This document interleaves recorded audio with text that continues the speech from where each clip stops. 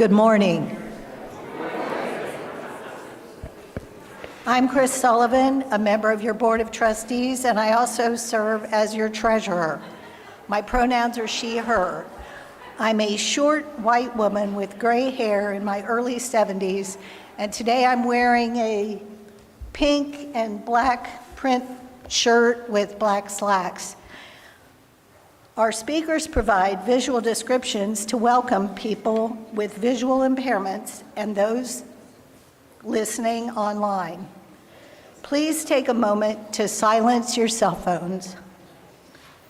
Welcome to First UU. It's wonderful to have so many people here ready to kick off the new year. We expect a packed house, so please move to fill in any seats in the middle of your row so that we can leave the aisle seats open for newcomers and those with accessibility needs. Thank you. If you're visiting for the first time, stop by the welcome table to pick up a visitor gift with more information about our community. Look for Getting to Know UU sign in Beach Hall after the service to learn more about our congregation. And everyone is welcome to come chat with me or another board member after the service. There's a lot going on here at First UU. Please see the order of service or this week's news email for current announcements and upcoming events. Today's flowers were provided by the Timmons and Miller families in loving memory of Bill Miller. Please rise in body or spirit to sing Morning Has Come, number 1000, in the teal hymnal.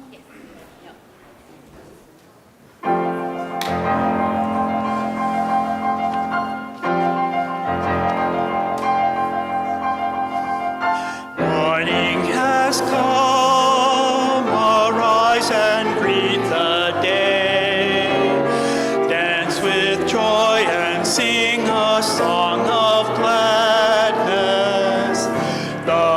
light of hope here shines upon each face.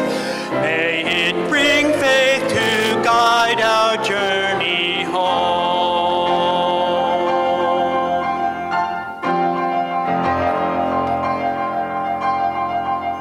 A new day dawns, once more the gift is given. Wonder fills this moment shed together.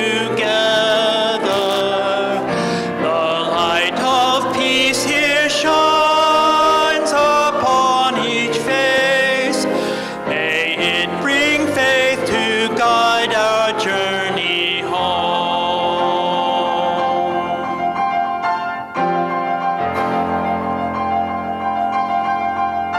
Open our eyes to see that life abounds.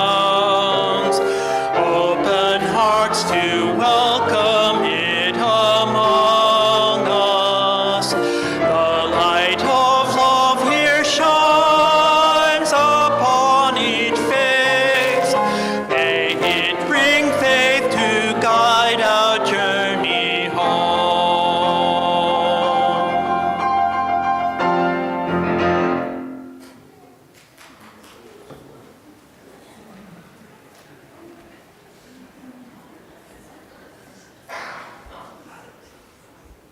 Good morning.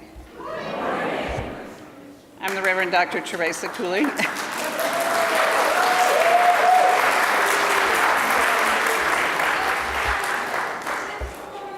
Six more years. They're stuck with me. 6 more years. It is my privilege to serve as your lead minister. I am a woman in her early 60s with silver hair and blue dress with flowers and a very sparkly stole, and my pronouns are she, her. Before our service starts, I want to introduce our latest staff member. Paisha Thomas is with us.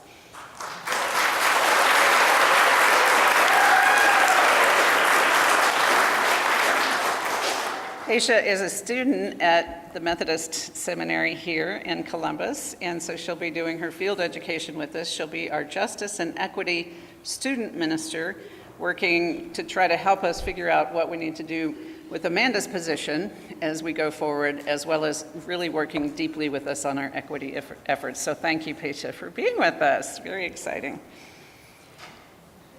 We gather on the stolen land of the Wyandotte, Miami, Seneca, Erie, Shawnee, Delaware, and Cayuga people, many of whom were forcibly removed. We support the Native American Indian Center of Central Ohio and their Land Back campaign, and we know that we have more to do to be in true relationship and solidarity with this land and those indigenous to it.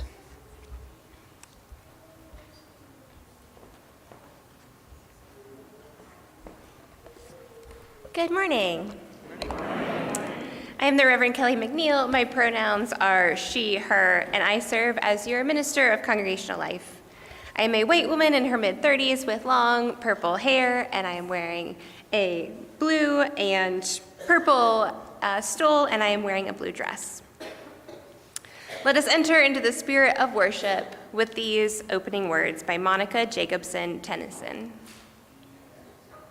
What is it that calls you here, that calls you onward, that calls you inward, that leads you homeward? What is it that gives you the power to make that change, to ask that question, to take that journey? What is it that says you have done well, that asks you to learn more, that brings you to stillness, that holds you up in hard times? It is relationship, the beating heart of our faith. It begins when we share this hour, our truths, this air, our hearts. Come, let us worship together. And it is now time for our children to meet Amber and Gus back in the back of the sanctuary. to help prepare us to bring in the light. Everyone else, please turn to your neighbors and introduce yourself.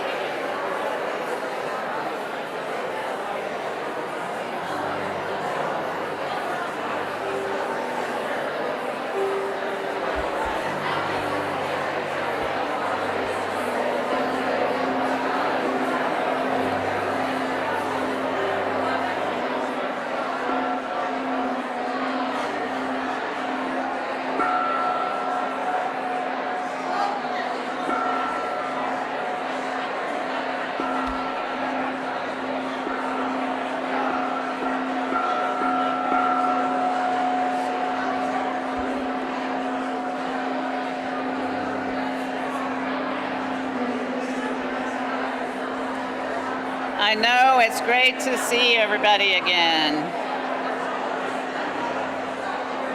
All right, thank you.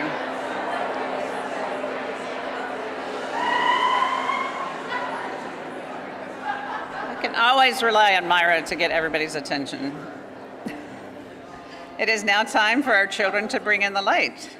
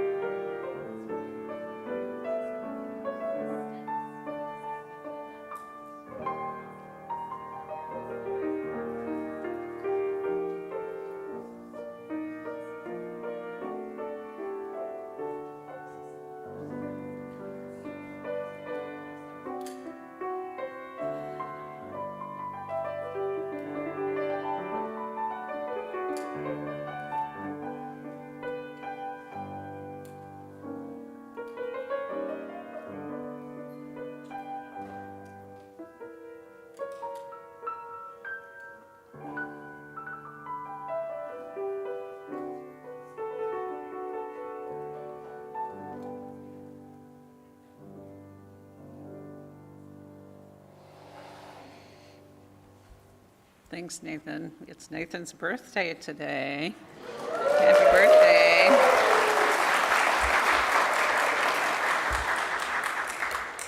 I offer this chalice lighting by Rebecca Savage. We light our flaming chalice each week with a simple spark to make holy our time together. With this flame, may our highest intentions be refreshed. With this flame, may we remember who we are and whose we are. With this flame, may our faith be renewed and reignited to guide our journey.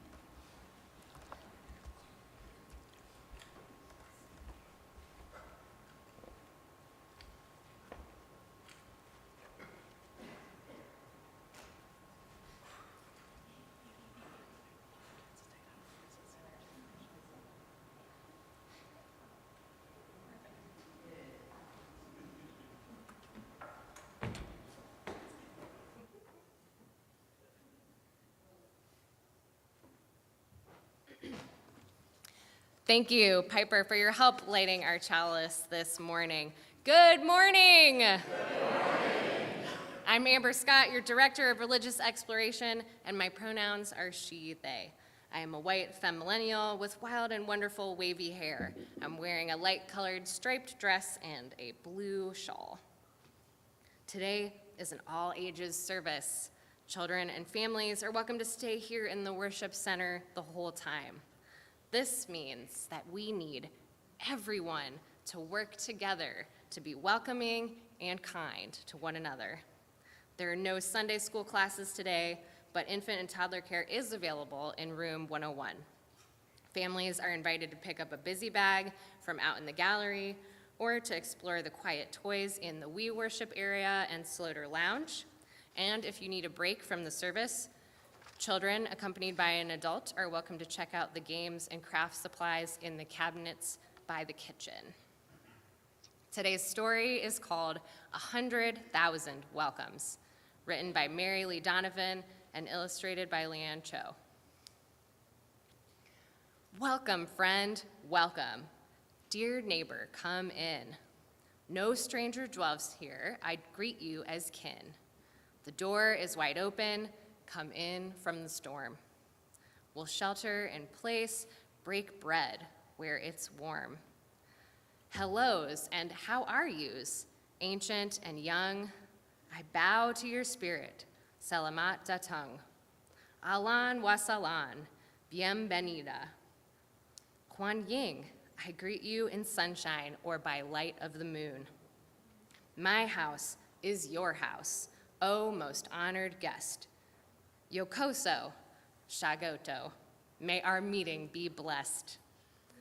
Water to drink, to wash dust from your feet, bread and salt, honey, our friendship feast. Tell me your stories, sing me your songs. Life has more flavor since you came along. Willkommen. Svagat, hush amdid. Aman is here where the lanterns are lit. Dayaya hipi or salam biryem. In any language, welcome without end. Kedmela falcha, this blessing I give. May you never know hunger. May peace fill your nights. May your children's children grow strong in the light. May the road rise to meet you and walls fall away. 100,000 welcomes. I sing, I sign, I pray. The end.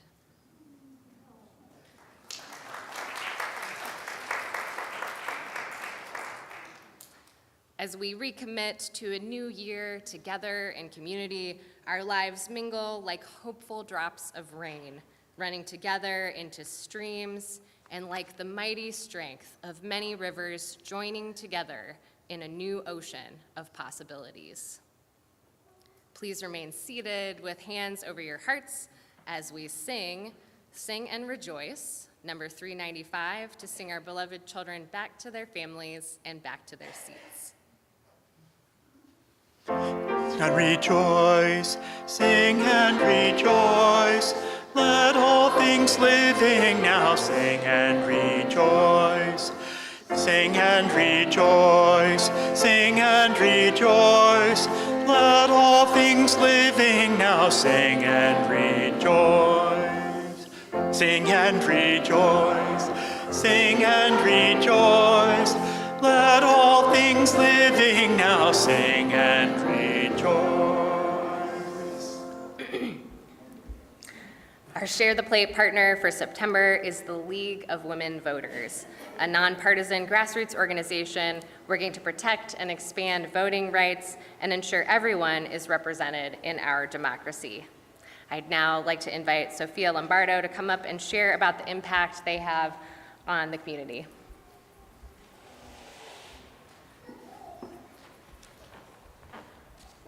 Good morning. My name is Sophia Lombardo, and I'm the Operations Manager for the League of Women Voters of Metro Columbus.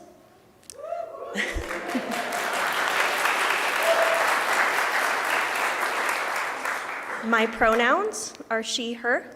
Thank you for having me today. I'm so grateful to be here today with you, and I want to thank you for choosing to share your plate with our league. Are there any league members in the room? We got a couple. Thank you so much for supporting our mission. Your support helps strengthen democracy right here in our community. The league has been around for more than 100 years, and our mission has always been simple: to make sure every person has the chance to be informed, empowered, and heard at the ballot box. That work feels more urgent than ever. Let me share one example. Each spring, we send volunteers into high schools across Franklin County. We talk to seniors about the importance of voting, why voting matters, and we help them register to vote. One student told me recently, and I hear this often, "I don't think my vote matters.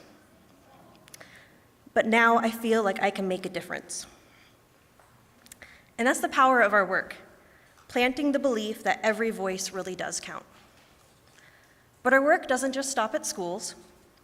We register voters in libraries, community centers, and neighborhoods where access to information is limited.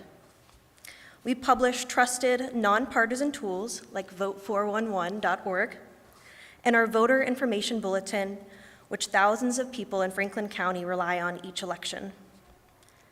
And we create a space for people who want to use their voices together, whether that's pushing for fair maps, protecting voting rights, or advocating on issues that shape our daily lives. We are living at a time when people feel divided, discouraged, or even powerless. Voting is one of the most hopeful acts we can take together. It's how we claim our agency, connect with each other, and build the kind of community we want to see. At its heart, our work is about community, ensuring every person has a voice, that no one is left out of the conversation that shapes our shared future. Just as faith communities are called to care for one another, the League works to ensure we care for our democracy, protecting it for generations to come. We believe that voting is one of the ways we affirm the dignity of every person by recognizing that each voice matters and each vote counts. And with an important election coming up, I want to share a few key dates. The deadline to register to vote for the November election is Monday, October 6th. And if you plan to vote by mail, it's best to request your absentee ballot as soon as possible. And early in-person voting at the Franklin County Board of Elections begins Tuesday, October 7th. Starting in October, you can visit vote411.org to research the candidates and issues on your ballot, check your polling location, and be prepared to vote. Election Day is Tuesday, November 4th. Don't forget to ask your friends and neighbors if they need a ride to the polls or help casting their vote. In addition to your generosity today, I invite you to get to know us a little better. Come volunteer at one of our many voter registration events. Join one of our committees, or simply connect with us at lwvcols.org to learn more. Together, we can make sure every voter's voice is heard. And thank you for standing with us and for standing up for democracy. Thank you.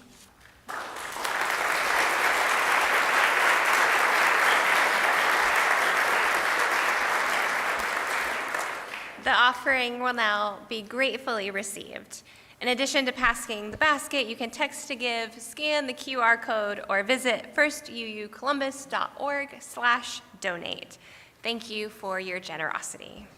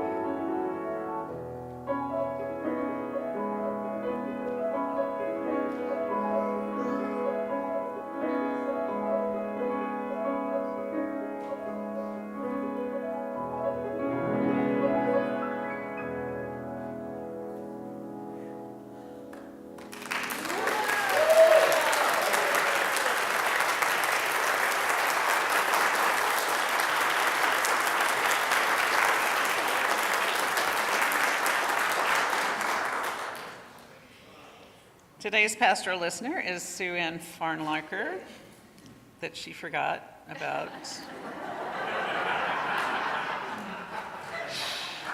If you have something on your mind or on your heart today, Sue will be in Beach Hall after the service and we'd be glad to listen. We have a few joys and sorrows from our community to share with you this morning. There will be 3 caring cards to sign. We're thinking of Doris Orsler, whose beloved 17-year-old dachshund, Hector Barkley, passed away on August 30th. We send healing thoughts to Bob Bryce, who has been diagnosed with pancreatic cancer. He recently began chemotherapy and will undergo surgery in November, and I'm pleased to say that there is every chance of a full recovery. And Julie Carr Smith unfortunately fell when she was in Washington accepting an award for AP Press, and she broke her wrist. So we wish her swift healing. Now please gather with me in the spirit of prayer, of meditation, of reflection, as we hear these words by Uli Kai.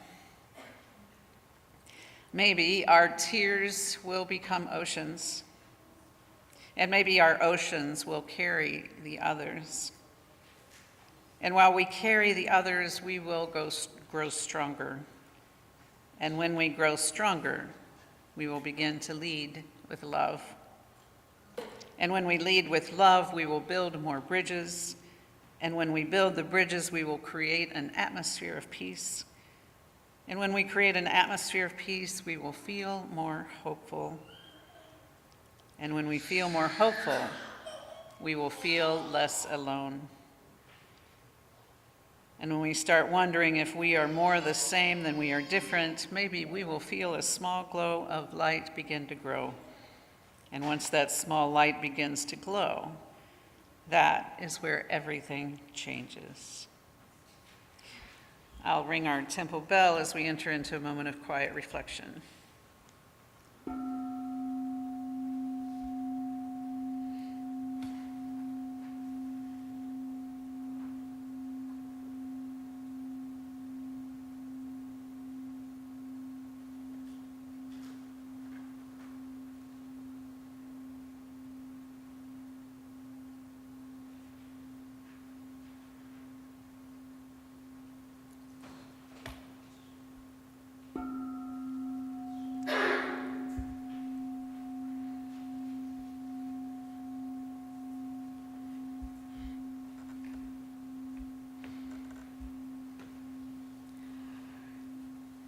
We gather ritually this morning, carrying our gifts of summer into this new church year. Some of you brought symbols of the water that has been present with you over that time, and which has been present to us. If you did not bring water with you, we have pictures which you can use to represent your time over the summer. These symbols may call to mind light summer showers, thunderstorms, dewy mornings and misty evenings, or moments at ocean sides, pool sides, riversides, lakesides, swimming, fishing, hiking, strolling, and who we were with while we were there, or even if we were alone. Perhaps we found ourselves in the presence of water during a moment of grief, or birth, or rebirth, or perhaps in a mundane place whose sacredness is palpable nonetheless. We reflect upon what we brought with us to those moments and places, the spiritual, emotional gifts, or perhaps baggage that we carried, and what we did with it while we were in these watery places and moments. Did the water's unprovoked and indefatigable resiliency inspire you, or its serenity? Maybe its waxing and waning tides, the music of its motion, or the silence of its sleep. Did you feel the interdependent web of all existence coming alive in those moments? As we share this water, let us reflect on how this very water is like strands of the web, and how the web is us and everything. How glorious, how sacred, How peaceful. Let us rest in and rely on that truth. There are 4 bowls set up around the room representing the 4 directions: north, south, east, and west. You are invited to visit the direction from which your water came or that otherwise has meaning for you. All are welcome to come pour the water you brought with you or to pour from a pitcher into our shared bowl. You will also see some tables set up around the room with markers and paper letters to decorate, which spell out the word welcome. As we visit the stations and Nathan fills the air with beautiful music, we invite you to reflect deeply on the meaning of water and community in your life. Let's begin.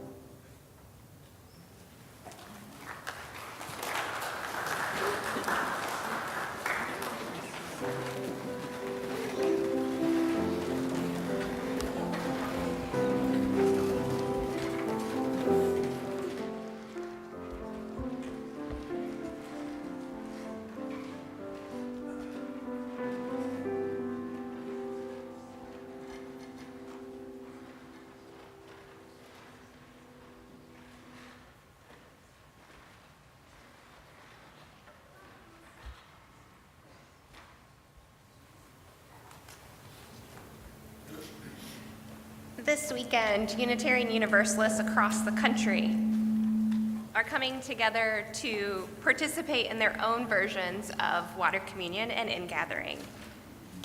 Each of our congregations approaches the ritual of water communion differently, but the inherent message remains the same.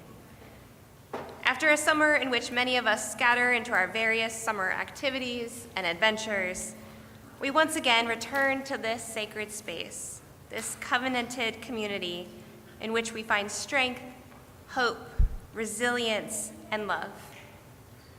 A space where we are encouraged to share our whole selves, our joys and our sorrows, our strengths and our weaknesses, our hopes and our fears. And it is in the mixing of our complicated, unique selves that our community is truly strong. I love this sentiment. I love the idea of having a place where I do not need to always be my best self. A place where I can take off my mask, where I don't have to pretend that everything is okay all of the time, and I can take perhaps my first deep breath of the day. Having these spaces is vital to our mental and physical well-being. We all need these spaces, these opportunities to strip off the layers we build on top of ourselves in order to survive in a world that wants to do nothing else but pull us beneath the waves. We strive to be a beloved community that holds love at the center, that welcomes new people, as our Time for All Ages says, not as a stranger, but as kin. That all that come through our doors receive the blessing, may you never know hunger, may peace fill your nights. May your children's children grow strong in the light. May the road rise to meet you and walls fall away. 100,000 welcomes. I sing, I sign, I pray. But this is only one part of the story. When we think about welcoming, we often think of the person being invited in, of what is being received, how being in a space makes us feel, whether we are able to be our full, unguarded selves or not.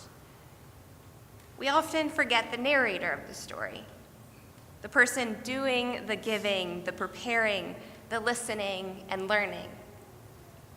To me, this is just as much a part of the story of Ingathering, the pulling together of the pieces to be prepared for something, the process of assembling, of creating, of being ready. The narrator of the story shares their water for drinking, for washing of dusty feet. They share their food, they light lanterns, they create and prepare an environment in which welcome is not only created as needed, but one in which the essence of being a welcoming space exists in the floorboards and the walls. This story reminds me of one of my favorite hymns, From You I Receive. From you I receive, to you I give. Together we share, and from this we live. Gathering together this morning, starting a new church year, welcoming one another, and sharing our gifts and talents symbolically through the pouring of water are all what it means to be a beloved community. We receive, we give, we share, and it is in doing all three that we create the community that we strive for. Sometimes I come to this space and I don't have anything to give. I feel the crushing weight of transitions going on in my life, of the uncertainty and confusion piling up around me, and all I can do is sit in this space and breathe. Take a moment to forget everything beyond these walls. Receive love and support, a kind word, a hug, or just a passing smile. In those moments, I rely on those who have the capacity to give, the capacity to see past my walls and exhaustion, deep to the me that is hard for me to draw out in this moment. And other times, I come to this space and my capacity to give is overflowing. I can be the person giving love and support, sending a kind word, a hug, or a smile. I can listen to the pain and the joy, celebrate and embrace the worry, creating space for others to feel their walls come down and breathe into their space. It is the merging together of these needs and these capabilities that we are called to remember on this Ingathering Sunday. We cannot be everything to everyone all of the time, but we can be ourselves right now. We can bring ourselves into this space and give and receive, welcome and honor, cry and celebrate. That is the community and the reality of this space, of these people, coming back together once again to live our values, to love this world and her people, to fight for justice and ask for help. As we leave this space in a few minutes, I pray that throughout this church year we remember this moment of the pouring together of our gifts and strengths, our hopes and dreams, our fears and our quiet contemplations. That we do not forget that being a part of this beloved community means giving, receiving, and sharing, but most importantly, of being ourselves, fully, completely, and wonderfully. Because no matter how small the drop that we have to give in any given moment, it is the willingness and openness to share what we can, to stay open to the possibilities waiting around us and the connections that are formed in the process that calls us back to this space year after year. May we hold this promise and this potential every day of this upcoming year. Amen. Blessed be, and may it be so. I invite you now to rise in body or in spirit and sing our beloved hymn, Blue Boat Home.